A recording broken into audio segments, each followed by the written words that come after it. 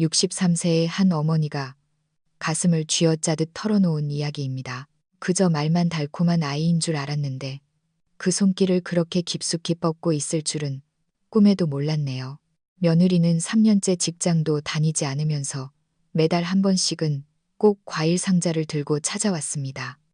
설거지를 돕고 살가운 말을 건네며 제 곁을 지켰죠. 며느리는 나긋나긋한 목소리로 어머니, 전 정말 어머니가 친정엄마 같아요. 라고 속삭였습니다. 저는 그 말을 곧이곧대로 믿었습니다. 참 착하고 속 깊은 아이라고 생각했죠. 그래서 생활비에 보태라며 조금이라도 더 잘해주고 싶은 마음에 매달 돈을 보내기 시작했습니다.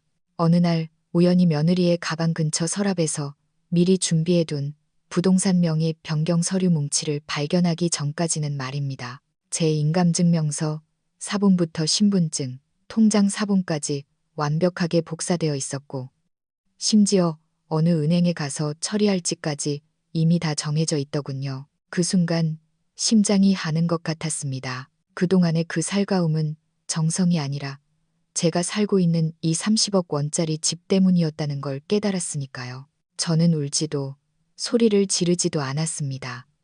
그저 조용히 반격의 선을 그었을 뿐입니다. 상대방이 가장 기세등등할 때 모든 계획이 완전히 무너지도록 말이죠.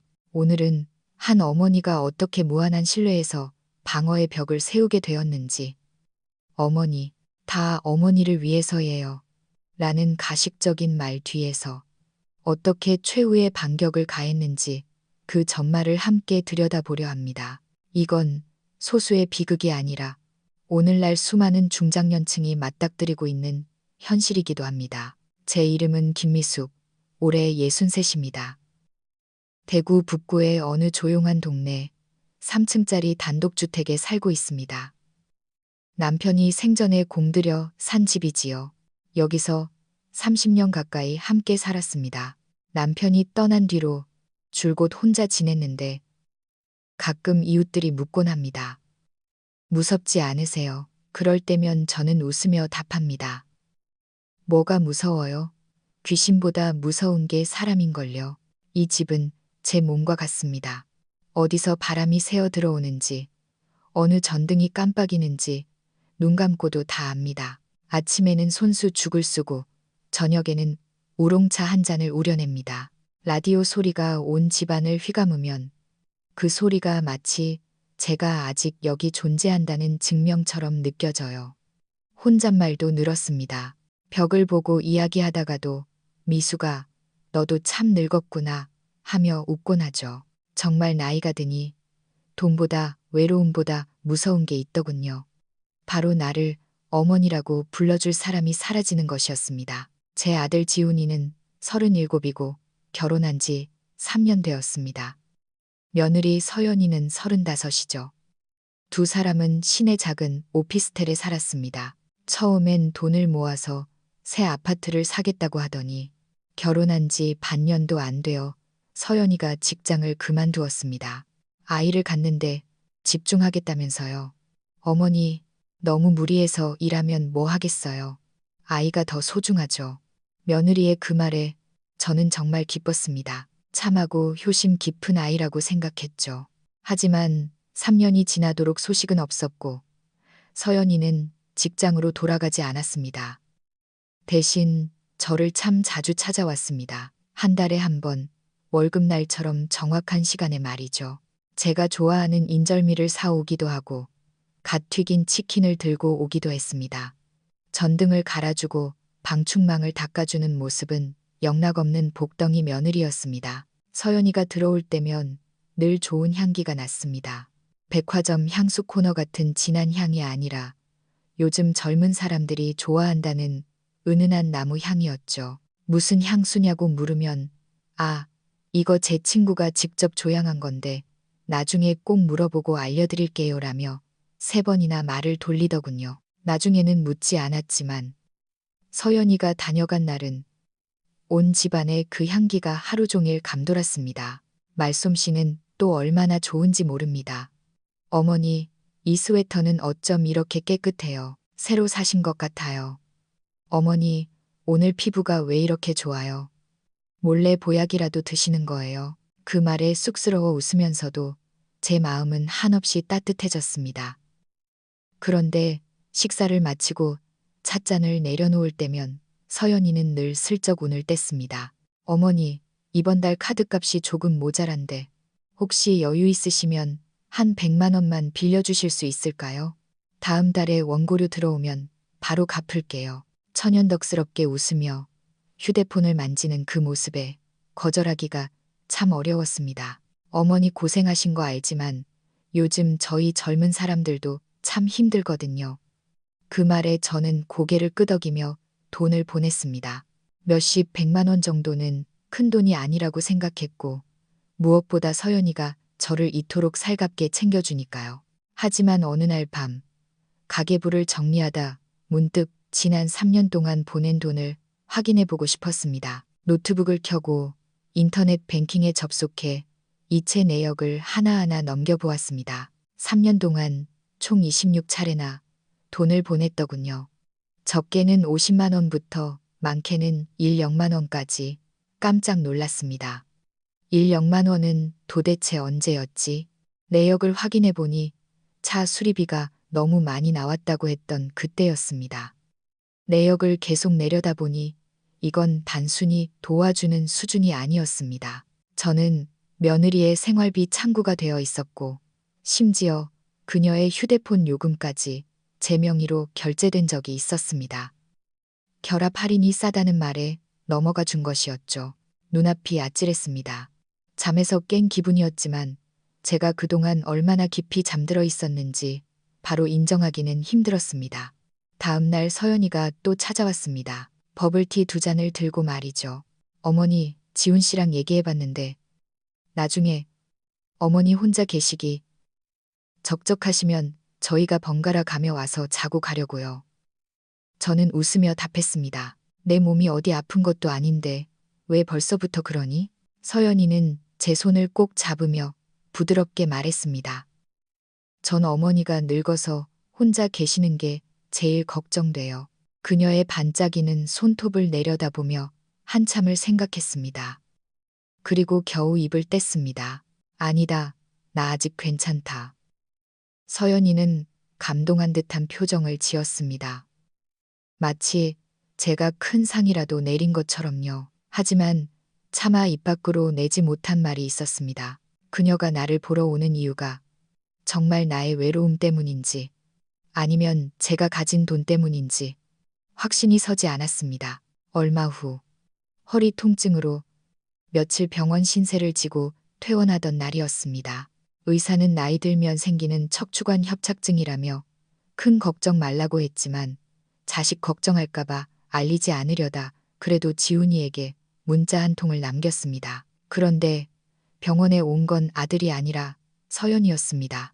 그녀는 피곤한 기색이 역력했고 어머니 고생하셨어요 라는 말조차 영혼 없는 기계처럼 내뱉었습니다.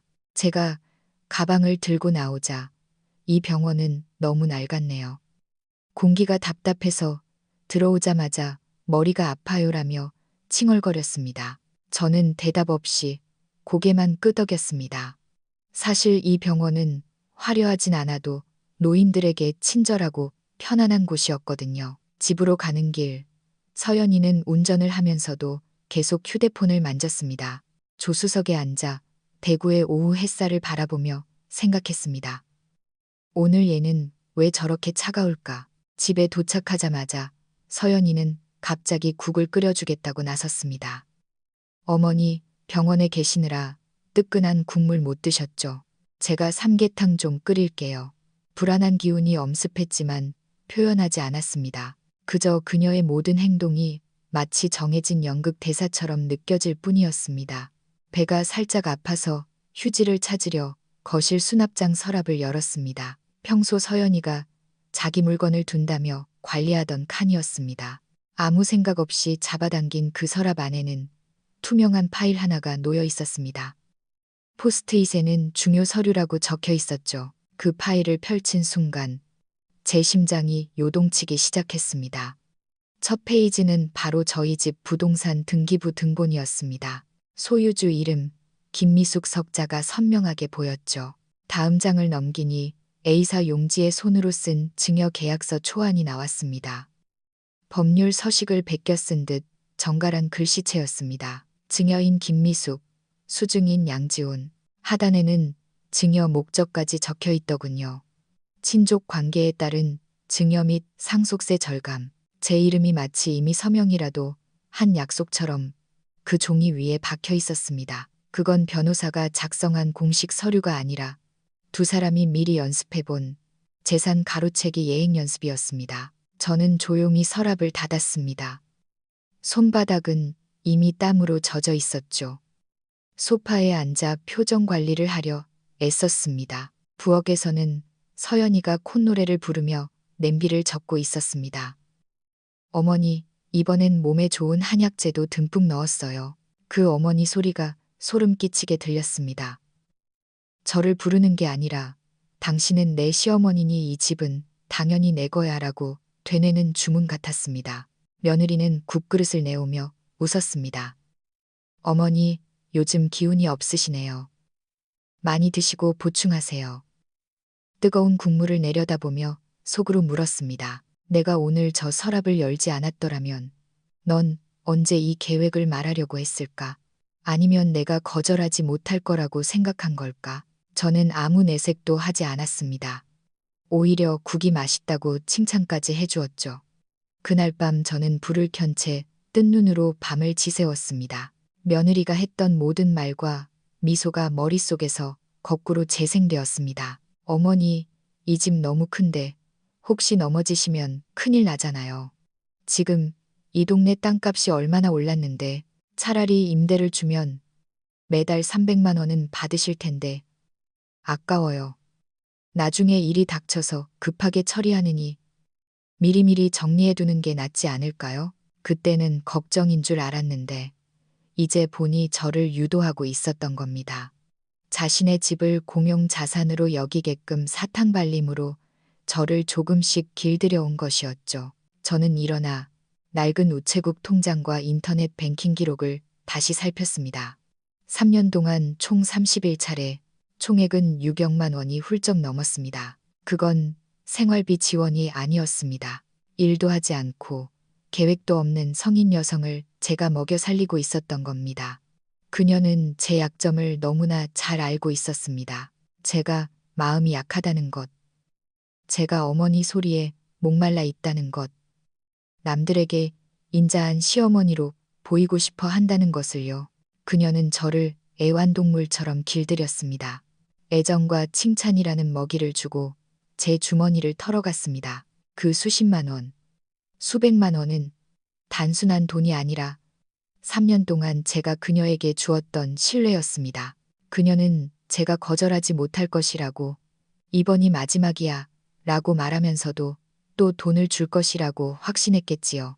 하지만 그녀가 잊은 게 하나 있습니다. 현금 인출기도 고장이 난다는 사실을요. 저는 통장을 덮었습니다. 손가락이 떨렸지만 그건 두려움이 아니라 결단의 진동이었습니다. 저는 그녀가 생각하는 그런 호락호락한 노인네가 아닙니다. 내일부터는 저도 연기를 시작하기로 했습니다. 다음 날 지훈이에게 전화를 걸어 밖에서 밥을 먹자고 했습니다. 지훈이는 당황한 듯 했지만 저는 나이가 드니 정리하고 싶은 게 좀 있어서 그래라며 달랬습니다. 우리는 수성목 근처의 깔끔한 카페에서 만났습니다. 지훈이는 여전히 단정한 엔지니어의 모습이었지만 제 눈길을 피하더군요. 지훈아, 요즘 너희 내 집 문제로 고민 중이니? 제 말에 지훈이는 마시던 커피를 멈칫했습니다. 아니요, 무슨 말씀이세요? 저는 짐짓 모르는 척 이어갔습니다. 서연이가 몇 번 얘기하길래 말이다. 세금 문제니 관리니 하면서 미리 처리하는 게 좋겠다고. 지훈이는 들켰다는 듯 쓴웃음을 지었습니다. 아, 그게 서연이가 혼자 이것저것 알아본 모양이에요. 저희는 그저 어머니 혼자 이 큰 집 사시는 게 힘드실까봐 나중에 일 생기면 급하게 법원 다니고 그러기 힘드니까 미리 도와드리려 한 거죠. 그 말은 위하는 척 들렸지만 진심은 느껴지지 않았습니다. 서연이가 명예 변경 초안까지 써둔 거 아니? 제 말에 지훈이는 정말로 당황했습니다. 아, 그게 그냥 자료 정리 차원에서 해둔 걸 거예요. 악의가 있어서 그런 건 아니니까 너무 예민하게 생각하지 마세요. 지훈이는 예전처럼 거짓말을 할 때면 시선을 피했습니다. 그날의 식사는 서로 구멍난 대사를 주고받는 서툰 연극 같았습니다. 그날 밤 베란다에서 빨래를 걷다 아래층에서 들려오는 서연이의 낮은 목소리를 들었습니다. 어머니가 눈치챈 것 같은데 핵심은 몰라. 조금 더 밀어붙이면 곧 고개 끄덕이실 거야. 그런 성격이시잖아. 제 손에 들린 젖은 수건에서 물방울이 툭 떨어졌습니다. 발끝이 차가워졌습니다. 서연이 혼자만의 생각이 아니었습니다. 우리라고 했습니다. 제 유일한 자식인 지훈이가 며느리의 손을 잡고 제가 죽기도 전에 재산을 어떻게 나눠 가질지 모의하고 있었던 겁니다. 제가 업어 키우고 제 퇴직금까지 털어 첫 집 마련 비용을 대주었던 그 아이가 이제 저를 치워야 할 장애물로 보고 있었습니다. 저는 거실로 내려가 서랍 속의 모든 통장과 인감도장을 꺼냈습니다. 그리고 처음으로 깨달았습니다. 이제 아무도 나를 지켜주지 않는다는 것을요. 저는 휴대폰 연락처에서 임 변호사라는 이름을 찾아 눌렀습니다. 며칠 뒤 저는 지훈이에게 다시 전화를 걸어 부드럽게 말했습니다. 어젯밤 꿈에 아버지가 나오셨는데 아무 유언도 없이 가서 미안하다고 하시더구나. 나도 이제 슬슬 유언장을 써야 할까봐. 전화기 너머로 정적이 흘렀습니다. 유언장이요. 어머니, 왜 갑자기? 지훈이의 목소리에는 당혹감과 기대가 섞여 있었습니다. 예상대로 사흘 뒤 저녁, 서연이가 단팥죽을 들고 찾아왔습니다. 어머니, 유언장 생각하신다면서요? 갑자기 왜 그런 무서운 생각을 하세요? 저희는 어머니가 오래오래 이 집에서 사셨으면 좋겠어요. 저는 짐짓 속아주는 척하며 며느리가 가져온 파일을 훑어보았습니다. 고령자 부동산, 사전 처리 제안서, 증여 절차와 세금 시뮬레이션까지 완벽하게 정리되어 있더군요. 어쩜 이렇게 꼼꼼하게 정리했니? 마치 내가 누구한테 줄지 이미 다 정해놓은 것 같구나. 제 말에 서연이는 당황하며 웃었습니다. 아니에요, 어머니. 나중에 필요하실 때 번거로우실까봐 미리 알아만 본 거예요. 저는 그 파일을 들고 방으로 들어갔습니다. 문을 닫는 순간 제 표정은 싸늘하게 식었습니다. 이제 그들이 본격적으로 움직이기 시작했구나. 저는 택시를 타고 범어동에 있는 변호사 사무실로 향했습니다. 임 변호사는 제 동창의 동생으로 아주 명석하고 꼼꼼한 사람입니다. 저는 서연이가 준 서류를 내밀었습니다. 이거 봐줄 필요 없네. 내가 묻고 싶은 건 어떻게 해야 내 집을 완벽하게 지킬 수 있느냐는 거야. 임 변호사는 진지하게 답했습니다.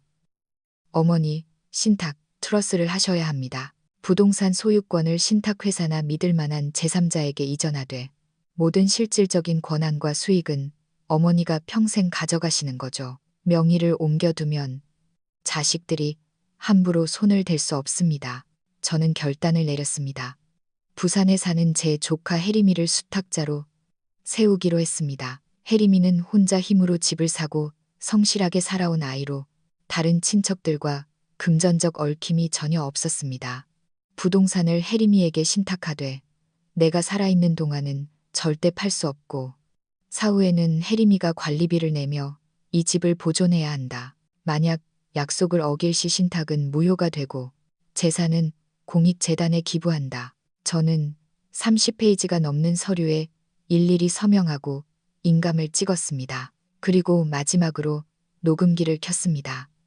나 김미숙은 오늘 임 변호사 사무실에서 자발적으로 신탁 계약을 체결한다. 그 누구에게도 이 부동산에 대한 처분 권한을 부여한 적이 없으며 이후 어떤 압박이나 유도에 의한 문서도 무효임을 밝힌다.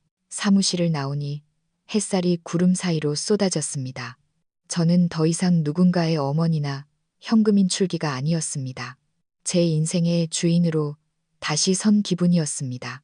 그 후로도 서연이는 계속 연기를 이어갔습니다.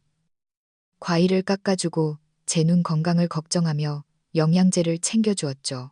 어느 날 오후 제가 자는 척하고 있을 때 서연이는 거실 수납장 서랍을 몰래 열어 제가 일부러 넣어둔 옛날 등기부 사본을 찾아냈습니다. 그녀는 비밀이라도 훔친 듯 기뻐하며 그걸 챙기더군요. 그게 이미 무용지물이 된 서류라는 건 꿈에도 모른 채 말입니다. 드디어 결전의 날. 서연이는 세금 혜택을 볼 수 있는 마지막 기회라며 저를 은행으로 데려갔습니다. 지훈이도 연차까지 내고 동행했죠. 은행 VIP룸에 앉아 상담원이 서류를 조회하기 시작했습니다. 서연이는 의기양양하게 제 신분증과 미리 준비한 서류를 내밀었습니다.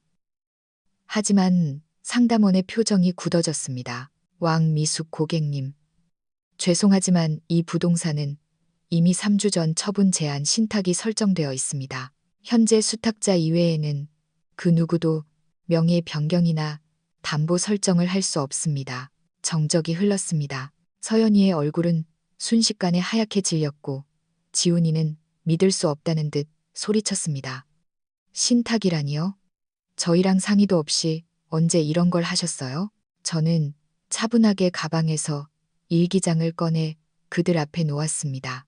지난 한 달간 그들이 제 재산을 노리고 나눈 대사들과 행동들이 꼼꼼히 기록되어 있었습니다. 너희가 나를 위한다고 했지. 그래서 나도 나를 위해 가장 안전한 방법을 선택했단다. 서연이는 입술을 떨며 어떻게 저희한테 이러실 수 있어요. 제가 얼마나 극진히 모셨는데 라고 소리쳤습니다. 저는 그녀를 똑바로 쳐다보며 말했습니다. 내가 언제 효도를 했니? 밥 한 끼 차려주고 달콤한 말 몇 마디 던지는 게 효도라면 이 집은 그 값치고는 너무 비싸지 않니? 저는 그대로 자리를 일어났습니다. 뒤에서 들려오는 지훈이의 변명과 서연이의 악다구니를 뒤로 한 채 말입니다. 집으로 돌아온 저는 가족 단톡방을 나갔고 아들과 며느리의 번호를 차단했습니다. 그리고 매달 보내주던 생활비 이체 설정을 모두 해지했습니다. 친척들이 그래도 하나뿐인 아들인데 너무한 것 아니냐고 한마디씩 했지만 저는 흔들리지 않았습니다. 내가 그들을 버린 게 아니라 그들이 처음부터 나를 부모가 아닌 재산으로 대했던 것뿐이다 라고 답했죠. 이제 제 집은 다시 고요해졌습니다. 하지만 허전하지 않습니다. 저는 이제 스스로를 위해 아침을 차리고 서예를 배우러 다닙니다. 일기장 첫 장에 이렇게 적었습니다. 당신은 자기 자신 외에 그 누구에게도 노후를 빚진 것이 없다. 가끔 이웃들이 묻습니다. 그들이 다시 돌아오면 용서하실 건가요? 저는 대답 대신 베란다에 핀 한박꽃에 물을 줍니다. 꽃잎이 아주 깨끗하고 단단하게 피어났더군요. 사람들은 말합니다. 다 당신을 위해서 하는 말이야. 하지만 기억하세요. 그 말은 당신을 위함이 아니라 당신이 무대에서 빨리 퇴장해 주길 바라는 신호일 수도 있다는 것을요. 저는 이제 누구의 엄마가 아닌 오로지 김미숙으로 살아가려 합니다. 조금 늦었지만 이제라도 제 인생의 후루허루를 스스로 닦아두었으니 그것으로 충분합니다. 여러분은 어떻게 생각하시나요? 제가 너무 냉정했나요? 아니면 정당한 방어였나요?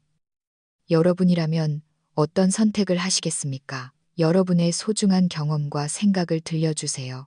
이 이야기가 비슷한 상황에 놓인 누군가에게 작은 등불이 되기를 바랍니다. 웰니스 인생길.